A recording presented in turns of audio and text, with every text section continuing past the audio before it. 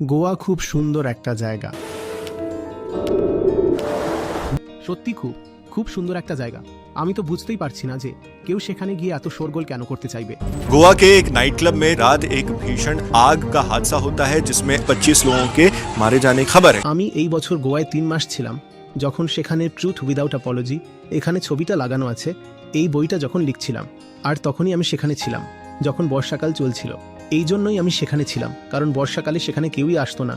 আর এখন যখন peak season চলছে, এখন সেখানে ভিড় লেগে আছে, তাই আমি এখন গোয়া থেকে দূরে আছি।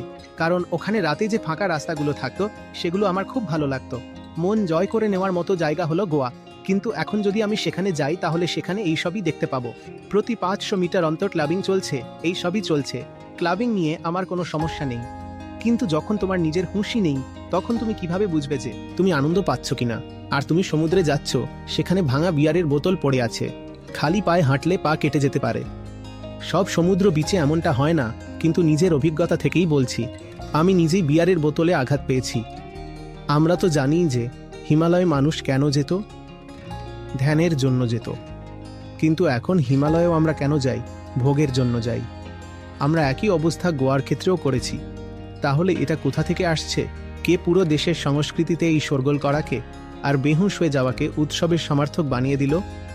এটা কিভাবে হলো? আমি বলছি এটা কিভাবে হলো। এটা হলো বাজারবাদ।